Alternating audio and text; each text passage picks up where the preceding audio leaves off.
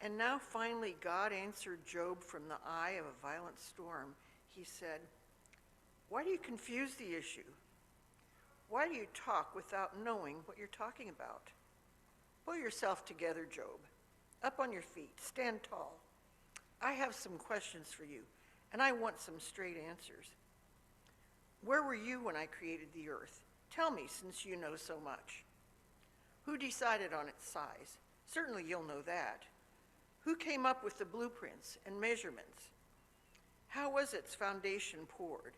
And who set the cornerstone? While the morning star sang in chorus, and all the angels shouted praise.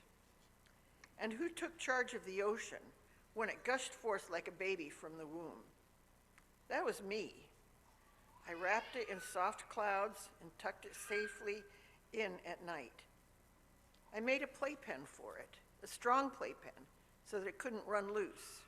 And I said, "Stay here, this is your place. Your wild tantrums are confined to this place." And then in chapter 42, Job answered God, "I'm convinced you can do anything and everything. Nothing and no one can upset your plans. You asked, who is this muddying the water, ignorantly confusing the issue and second-guessing my purpose? I admit it. It was I was the one. I babbled on about things far beyond me, made small talk about wonders way over my head. You told me, listen, and let me do the talking.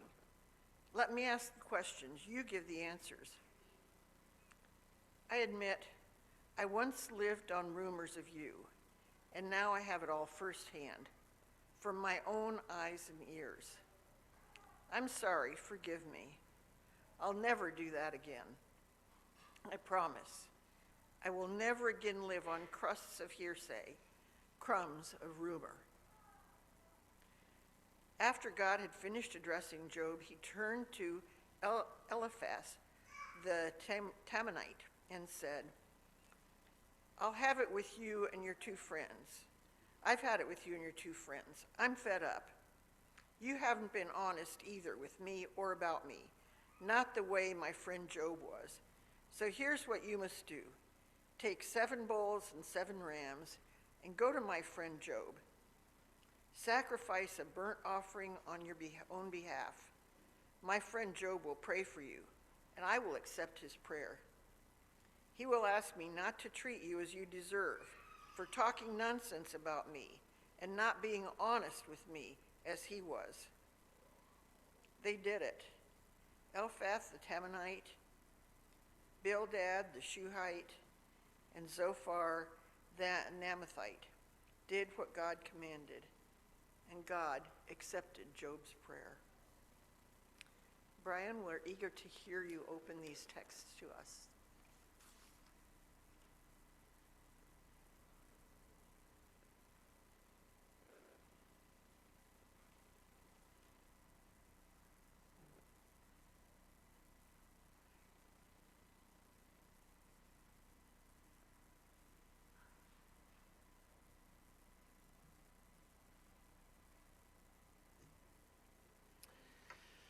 Well, if you've been at Shalom for a while, then you have undoubtedly heard me talk about this period of time in my life in college when I went through a major crisis of faith. I was coming out of a strong conservative Christian background and entering into a conservative Christian college, but just filled with unresolved doubts and questions, and it all came spewing out through a time of struggle, which eventually led me to, I think, a place of even deeper understanding and faith. I've said this to you many times, but I don't think I have adequately described what an obnoxious know-it-all I was during that phase of my life.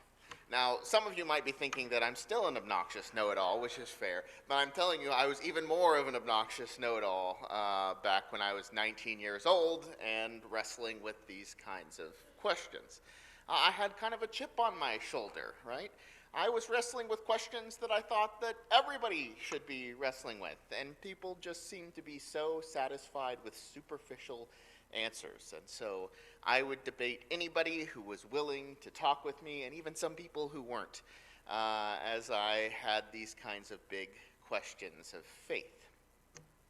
Well, I've been thinking about College Brian a lot recently because I imagine that he would be pretty annoyed with 38-year-old Pastor Brian, especially in the last month or so, because I have been invoking a phrase that used to bother me quite a bit, and that is the phrase that, well, it's all a mystery.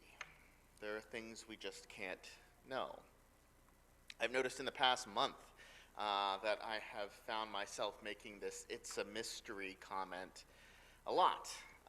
We've been talking about disability in the past couple of weeks, and as I was wrestling with the question of why God gives some of us abilities and not others, the best that I can say in response to that is I don't know.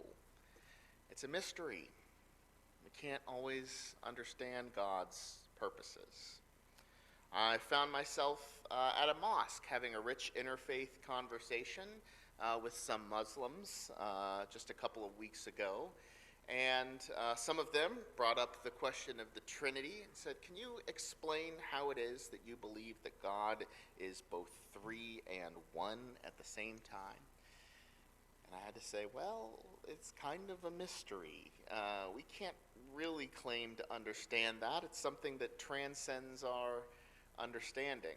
At least that's how I started my response before stumbling around the Trinity for another couple of minutes. And just in this last week, as more news stories come out of a grandmother, for example, being shot as she tried to wave a white flag leaving Palestine, I found myself having a conversation with somebody about why God allows this evil to continue. And I had to say, I don't know. That really troubles me. I don't have to answer it. I don't have an answer to it. I guess I just have to acknowledge that it's a mystery and beyond my understanding. Well, let me tell you what College Brian would have said to Pastor Brian in response to this. He would have said, "You cannot just invoke the concept of mystery anytime there is a weakness in your belief. What you're talking about are not mysteries. They're inconsistencies. They're logical flaws in your faith. A mystery is something like a black hole, right? We don't know what's inside a black hole. That is truly and legitimately a scientific mystery. But you don't say that it's a mystery and then at the same time say, but by faith I believe that this is inside of a black hole. If you did, then it wouldn't be a mystery anymore. Either you know something or you don't. Stop invoking the concept of mystery to try to cover up the weaknesses in your faith." You can see why he was kind of obnoxious, right? So it was a question that I struggled with and still, to some extent, wrestle with now. Fortunately, I am not by any means the first person to wrestle with such questions. There is a long and rich tradition of questioners in the Christian faith, even before it was the Christian faith, going back to the person of Job in our scriptures. Job was another one of those obnoxious question askers. Now, I say this acknowledging that the Bible typically holds Job up in a position of reverence, as it should. He was a righteous individual. He was a person who worshiped God, who cared about his family, who worked hard, who shared his wealth with those in need, who tried to do everything in in accordance with justice and righteousness. And then on one terrible day, a series of tragedies occurred to him, and he lost his wealth, his health, and worst of all, his family in the blink of an eye. Now, it is reported that in the midst of that, Job did not curse God. But boy, oh boy, did he have questions. Because in his day, the widespread belief was that if something bad happens, then that must mean that God is punishing you for having done something wrong. But Job wouldn't accept that. He did not believe that he had done anything to merit such awful tragedies. And so, when his friends who shared this same general faith perspective came to grieve and pray with them, after several days of sitting in silence together and mourning, Job starts saying things like this. He says, "I would like to speak to the Almighty, and I desire to argue my case with God. I've indeed prepared my case, and I know that I shall be vindicated. Surely if God hears me out, if God hears my reasons for arguing that this should not have happened to me, God will agree. God will acknowledge, at the very least, that I do not deserve this suffering." Now, Job's friends, who at least seemed to have good intentions, they did show up to support him. They did sit in silence with him for a week. They were shaken. They were troubled by what they were hearing. Because it seems that their hope was that they could help Job to acknowledge his wrongdoing and repent so that he could be restored to right relationship with God. But he wasn't doing that. He was doing the opposite. He was saying that he hadn't done anything wrong. And so, for example, one of his three friends, Zophar the Naamathite, said to Job, "Okay, for you say, my conduct is pure and I am clean in God's sight. But oh, that God would speak and open his lips to you. Know then that God exacts of you less than your guilt deserves. Can you find out the deep things of God? Can you find out the limit of the Almighty? It is higher than heaven. What can you do? Deeper than Sheol, what can you know?" In other words, he was invoking mystery, right? Saying, you can't possibly know the things of God. How dare you even ask these kinds of questions? You should just accept what's given to you. But Job does not accept it. In fact, he doubles down. He responds first to Zophar, "Your maxims are proverbs of ashes. Your defenses are defenses of clay. Let me have silence, and I will speak, and let come on me what may." He knew that there might be some consequences for his words, but he was ready for it because he was so determined to get answers for his struggle. And then Job turns to God and says this, "Only grant two things to me. Then I will not hide myself from your face.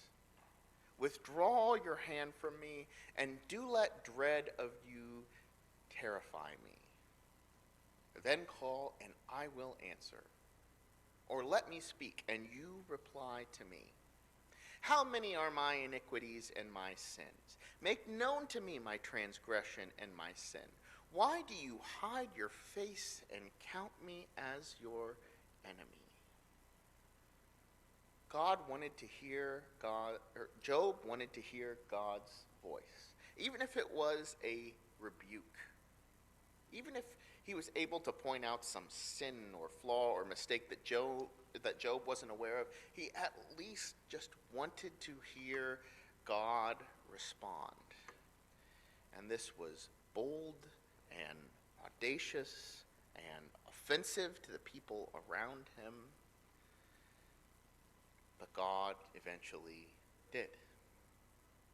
God honored Job's request. And it wasn't the kind of gentle response that maybe some of us would hope that God would give. Now, bear with me, as there is some this is framed in masculine patriarchal language, but so perhaps I should have used the message as Jean did, but let's at least wrestle through it. Then the Lord answered Job out of the whirlwind, "Who is this that darkens counsel by words without knowledge? Gird up your loins like a man. I will question you, and you shall declare to me." So God does answer in this profound way. All right, Job, you wanted an answer from me. Here it is. And I imagine that Job is kind of at the edge of his seat saying, okay, what sin is God going to identify? What clear answer is God going to deliver that resolves my questions? God says this: "Where were you when I laid the foundation of the earth? Tell me if you have understanding. Who determined the measurements? Surely you know. Or who stretched the line upon it? Surely you know, for you were born then, and the number of your days is great." God is being kind of sarcastic here. He's pointing out how much Job doesn't know, how much Job's knowledge and experience pales in comparison to God's. And it doesn't stop there. He goes on and on and on. The chapter goes on and on and on as God cites example after example of things that Job has no idea about. Things that might be couched in language that doesn't make as much sense to us today, such as, where does God store the snow and the hail, or who put up the gates that hold back the sea? But they reveal the limits of Job's knowledge. And it sounds to me, upon hearing this, that at first, that God might be saying basically the same thing that Zophar was saying, right? Zophar is saying, well, you shouldn't question God because God's will is a mystery to us. And then God comes up and says, you can't understand the things that I'm telling you. But then the book ends on a confusing note. Because at the very end, after God finishes this speech and Job acknowledges, okay, I have heard from you. I will no longer demand these kinds of answers and explanations. God honors Job for asking the questions that he did. And in fact, it goes on to say, after the Lord had spoken these words to Job, the Lord said to Eliphaz the Temanite, "My wrath is kindled against you and your two friends," which included Zophar, who made the comment we heard before, "for you have not spoken of me what is right, as my servant Job has." Now, hang on. Weren't Zophar and God saying the same thing? Zophar is saying that you shouldn't question God. Isn't God saying you shouldn't question me in the response? Well, no, I don't think that those are exactly the same thing. There's an important nuance between the way that Zophar responds to Job's question and that God responds to Job's question. And to try to wrestle with it, I am going to invoke a bit of a stomach-churning response, one that Mennonites and other pacifists should be a bit uncomfortable with. And those are the words that Secretary of Defense Donald Rumsfeld gave during the years of the Iraq War. Some of you might remember that as our country was debating or discussing whether we should invade Iraq, there's this question of whether or not they had weapons of mass destruction and kind of this acknowledgement that we didn't have any evidence of that. And in one famous interview, Donald Rumsfeld said, "Reports say that something reports that say that something hasn't happened are always interesting to me, because as we know, there are known knowns. There are things we know we know. We also know that there are known unknowns. That is to say, we know there are some things we do not know. But there are also unknown unknowns, the ones we don't know we don't know. Now, if that sounds like a bunch of gibberish to you, you're not alone. A lot of people have felt like this was just kind of wishy-washy. But in some circles, this language has taken on a lot of meaning and has become developed even kind of into a philosophy. Rumsfeld distinguishes between known knowns, things that we know, known unknowns, things that we don't know what they are, but we still have good reason to believe that they're there. You know, maybe the military has picked up on some kind of a report that there's some suspicious activity going on, but they can't quite crack the code and hear what that suspicious activity is. It's a known unknown, right? There might be evidence that something is happening, or that there is some kind of a secret plot afoot, without knowing exactly what it is. Those would be known unknowns. And then unknown unknowns are just things that could be out there that we just haven't heard of yet. I mean, who knows? Maybe there is some kind of a plot afoot that we've never heard any information about. Well, it sounds like Rumsfeld was trying to argue that we should invade Iraq on the basis of unknown unknowns, which even from a just war perspective, I would say is a really bad reason to invade another country. Of course, as pacifists, we don't think you should ever invade another country. But I think that this distinction between known unknowns and unknown unknowns is somewhat useful.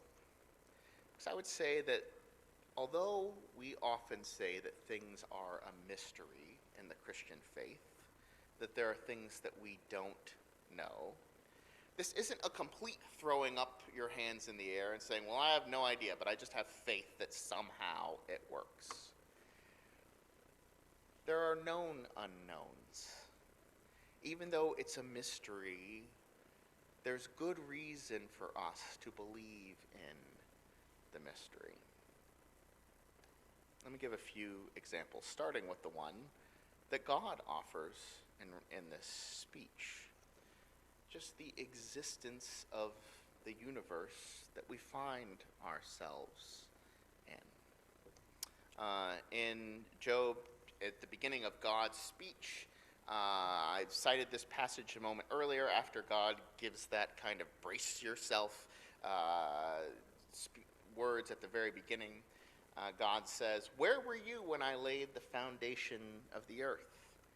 Tell me if you have understanding. Who determined its measurements? Surely you know, or stretched the line upon it. Surely you know, for you were born then, and the number of your days is great." Now God is appealing to something unknown, how the beginning of the universe came about, but by referring to something that Job very much knew in his experience. He lives in a universe that seems to be ordered in a way that makes human life possible. And that's pretty amazing. That's pretty remarkable. Now, we might not use quite the same language in our day and age, but I think the concepts still translate pretty well. You could say instead, where were you when I created space-time out of nothing? Tell me if you have understanding. Or who determined the universal constants needed for life? Surely you know, or who set them? Surely you know, for you were born then, and the number of your days is great. Now, let me be clear, I'm not one of those people who believes that this constitutes a proof that God exists and that everything in our religion is true. Instead, I think it proves a mystery exists at the base of all that we know. Even modern scientists can't explain how it is that everything that we know, even space and time themselves, emerge out of nothing. Or philosophers might talk about how there is a dilemma of whether you start all current existence with an uncaused cause or with an infinite regress, both of which are logical impossibilities. We don't have proof out of that the Christian God we read about in Genesis, for example, is the one who created the universe. But we have good reason to believe that there is some mysterious force or presence there. And it's not ridiculous for us to think that perhaps this could be God. I think the same thing can be said as we wrestle with the question of the existence of evil. Now, I have said on many occasions, and I will say again, that I do not know the answer to the problem of evil.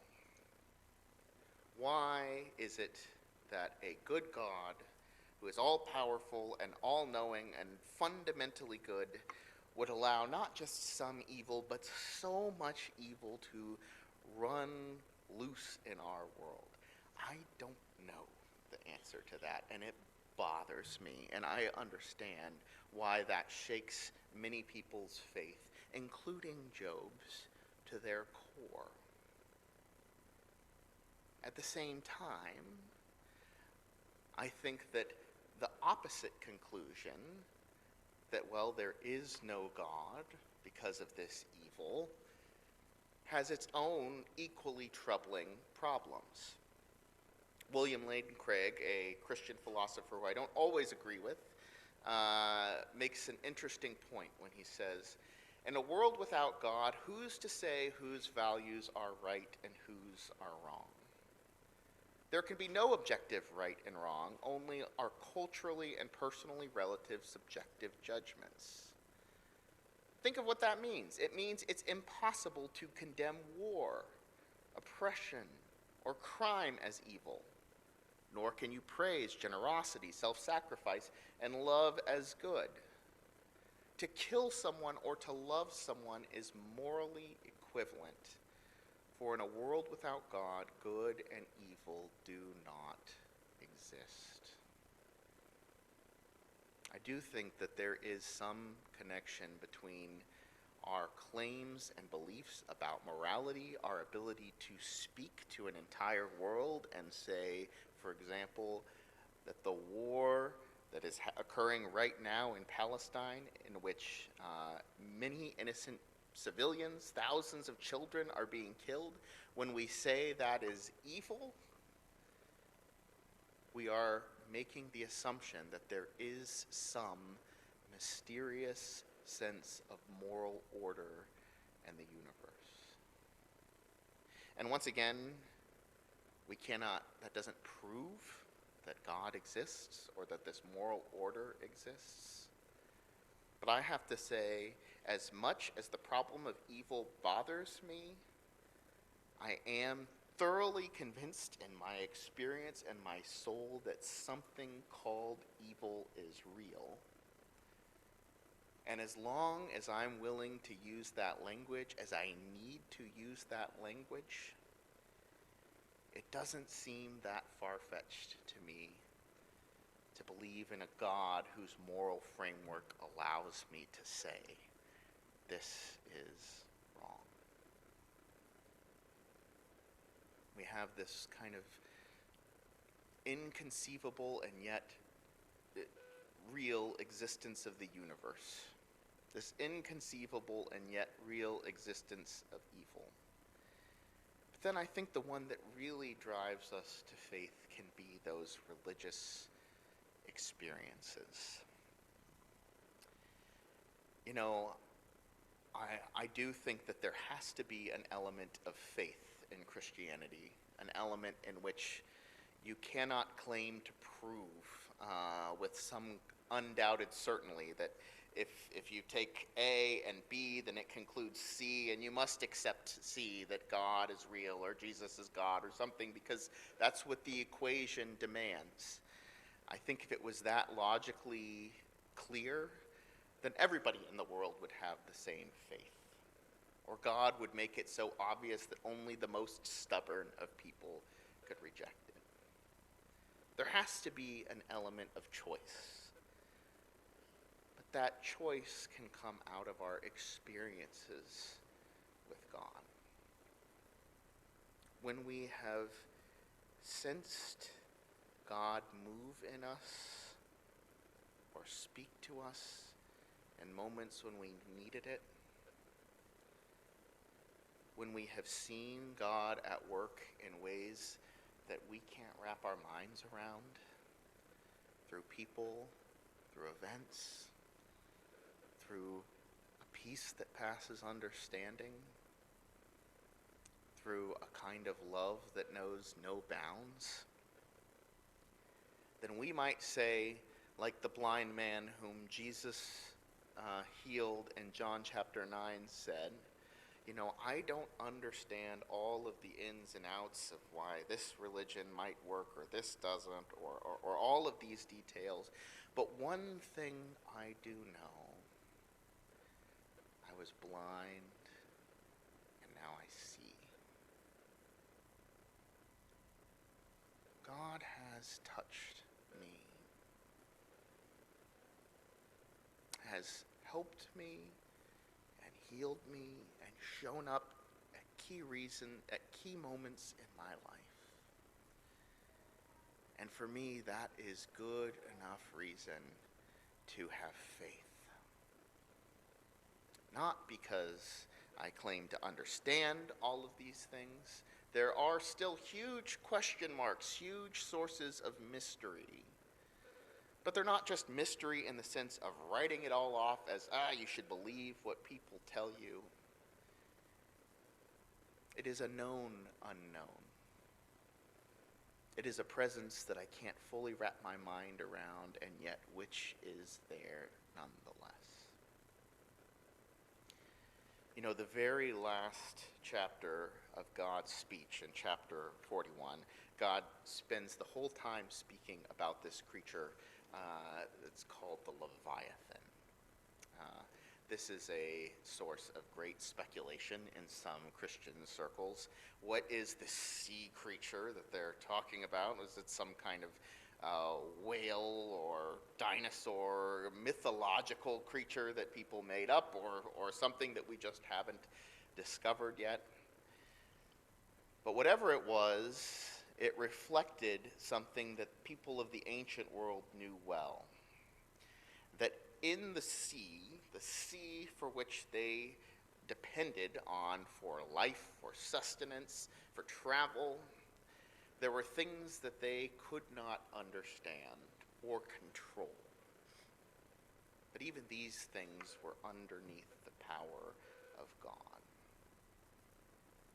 And I think that it just so happens that, especially for those of us who are living in the United States in relative wealth at this particular moment of history, that we might find ourselves in a kind of bubble where things just happen to be working out well enough at this moment in our life that it doesn't seem like there is a need to explain all of the trouble and mystery that lies underneath. But the reality is that there is much that we don't know. Science has made great progress, but there are still huge question marks that lie at the very foundations of science. It might seem like the political order is fairly stable at the moment, although that even seems less and less true as we move on. But there are forces that we do not fully understand that bring about chaos and destruction, and that the best of human reasoning and political insight cannot tame. There is a Leviathan of mystery that we can see all around us if we just take a moment to look deeper beneath the superficial answers and comforts that people live by. But beyond that, there is another presence, an even stronger presence of a God who is unknowable and yet somehow known. Paul concluded an important part of Romans by saying, "Oh, the depth of the riches and wisdom and knowledge of God. How unsearchable are God's judgments and unscrutable God's ways. For who has known the mind of the Lord, or who has been God's counselor, or who has given a gift to God to receive a gift in return? For from and through and to God are all things. To God be the glory forever. Amen." May we all take such comfort and have humility as we pray to and find hope in the God who is known